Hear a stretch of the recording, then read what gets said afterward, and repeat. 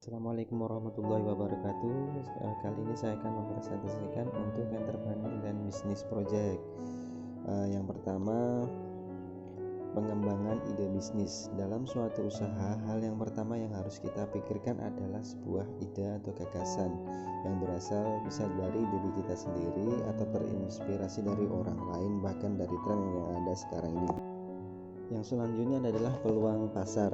Untuk itu kita harus bisa melihat sebuah peluang pasar yang nantinya kita akan bisa menentukan konsep bisnis apa yang tepat sesuai dengan peluang pasar yang ada saat ini. Karena untuk bisa menjadi seorang pebisnis yang handal, syarat utama Anda harus bisa melakukan analisa pasar yang baik dan tepat. Banyak orang yang mengatakan bahwa analisa pasar merupakan salah satu bagian penting dalam manajemen pemasaran.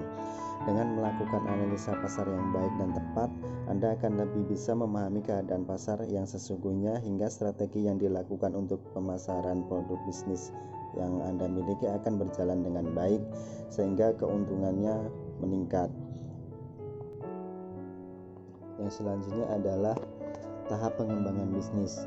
Dengan ide bisnis, kita bisa membuat konsep usaha yang nantinya konsep tersebut bisa berasal dari berbagai ide yang menjadi pilihan yang terbaik dalam penilaian kelayakan, yang salah satunya dengan mempertimbangkan unsur laba rugi yang menjadi pokok penyusunan konsep usaha atau rencana usaha.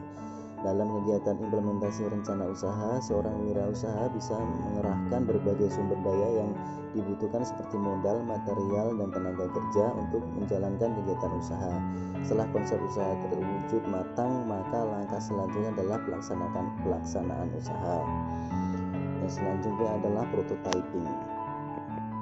Prototype adalah sebuah ide bisnis yang tertuang dalam sebuah contoh dasar awal nyata yang belum sempurna, akan tetapi wujudnya sudah berbentuk atau sudah berbentuk dalam sebuah produk. Prototipe sebuah langkah awal untuk mengembangkan sebuah produk yang dari situ kita akan tahu kekurangan dan kelebihannya dan suatu perwujudan bagi masyarakat agar mereka tahu akan produk kita serta spesifikasi produk kita dan hasil yang sesuai dengan kebutuhan masyarakat yang dibutuhkan. Hal yang perlu kita perhatikan adalah kemasan, desain yang menarik, dan juga bisa menarik calon rekan bisnis baru untuk bisnis kita. Yang selanjutnya adalah branding. Branding adalah cara mengidentifikasi bisnis Anda. Ini adalah bagaimana pelanggan Anda mengenali dan merasakan bisnis Anda. Merek yang kuat lebih dari sekedar logo. Merek ini tercermin dalam segala hal, mulai dari gaya layanan pelanggan, seragam staf, kartu nama, dan tempat hingga materi pemasaran dan iklan Anda. Branding bisnis pada bisnis kita adalah menentukan kemajuan dari bisnis Anda dan juga membuat kepercayaan masyarakat akan produk kita, sehingga masyarakat tidak melihat dari segi harga lagi, akan tetapi melihat dari brandnya.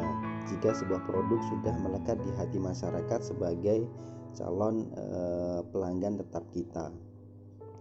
Yang selanjutnya adalah legalitas setelah kita mempunyai usaha yang tetap seperti CV, PT, firma, dan koperasi. Yang pertama adalah CV. CV adalah persekutuan komandir yang biasanya disingkat sebagai CV. Ini adalah suatu bentuk badan usaha yang paling banyak digunakan oleh UMKM sebagai bentuk identitas organisasi badan usaha yang ada di Indonesia.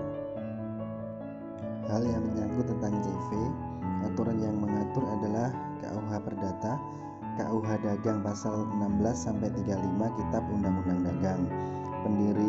Pendirian pendaftaran CV diatur dalam Peraturan Menteri dan HAM pasal 17 nomor 2018. Pendiri harus ada dua sekutu, yaitu komanditer atau pasif sebagai penanam modal dan komplementer atau aktif sebagai pengelola atau yang menjalankan usaha tanpa menanam modal. Tanggung jawab pendiri atau sekutu aktif sebatas modal yang disetor, sedangkan sekutu pasif secara pribadi dan sampai harta pribadi. Pendirian di sistem administrasi badan hukum, pendaftaran secara online, dan hanya mendapatkan surat keterangan saja. surat keterangan terdaftar, dan untuk modal tidak dibatasi. Selanjutnya adalah PT. PT adalah singkatan dari perseroan terbatas, yang merupakan suatu bentuk perusahaan yang dimana modalnya terbagi atas saham-saham. Perseroan terbatas yang berdasarkan pada jumlah saham yang dia punya. Hal-hal yang menyangkut tentang PT adalah badan usaha yang memiliki badan hukum atau aturan yang ada di Undang-Undang Nomor 40 Tahun 2007. Pendiri minimal harus ada 2 orang yang sama-sama menanamkan saham. Dalam PT yaitu RUP atau Rapat Umum Pemegang Saham, Direksi, dan juga Dewan Komisaris sebagai pengawas pengelola usaha. Tanggung jawab pendiri PT sebatas modal atau saham yang disetor dan tidak sampai harta pribadi. Untuk pendirian di sistem aku administrasi badan hukum dan mendapatkan surat keputusan atau SK dari Badan Kementerian Hukum dan HAM, dan untuk modal minimal 50 juta. Selanjutnya adalah FA atau FA. Pengertian persekutuan firma berdasarkan pasal 16 KUHD Kitab Undang-Undang Hukum Dagang adalah setiap perusahaan yang dibangun atau didirikan di bawah nama bersama atau firma sebagai nama, brand, merek yang dipakai untuk berdagang bersama-sama guna menjalankan suatu perusahaan. Hal-hal yang menyangkut firma. Pemilik firma adalah persekutuan yang didirikan oleh lebih dari satu orang di dalam suatu perjanjian. Setiap anggota persekutuan yang tercatat dalam akta pendirian masing-masing wajib memasukkan berupa uang atau barang ke dalam perusahaan di bawah satu nama, membagi keuntungan secara adil kepada seluruh anggota firma. Seluruh anggota sepenuhnya memiliki tanggung jawab bersama kepada pihak ketiga. Pendirian firma harus dilakukan dengan akte notaris karena sebagai persyaratan untuk pendirian. Mengikat perseroan lain kepada pihak ketiga. Setiap persero memiliki wewenang bertindak atas nama firma untuk mengadakan perjanjian atau mengeluarkan uang terhadap pihak ketiga. Selanjutnya adalah koperasi. Koperasi adalah bagian dari badan usaha atau organisasi ekonomi yang dimiliki dan dioperasikan oleh para anggotanya untuk memenuhi kepentingan bersama di bidang ekonomi.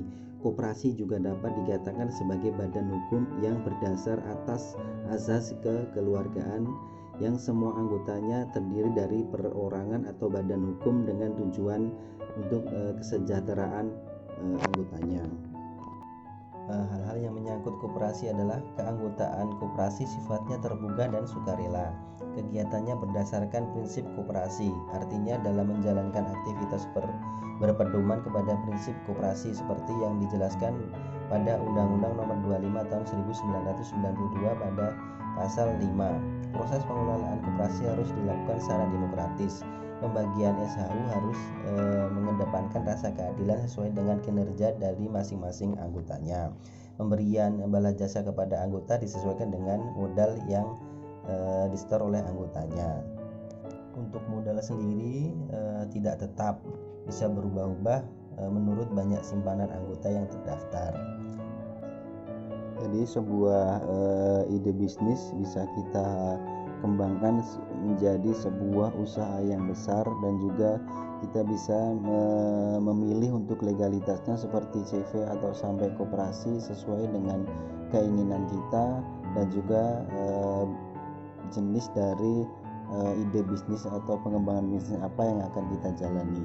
Sekian sharing dari saya. Terima kasih. Wassalamualaikum warahmatullahi wabarakatuh.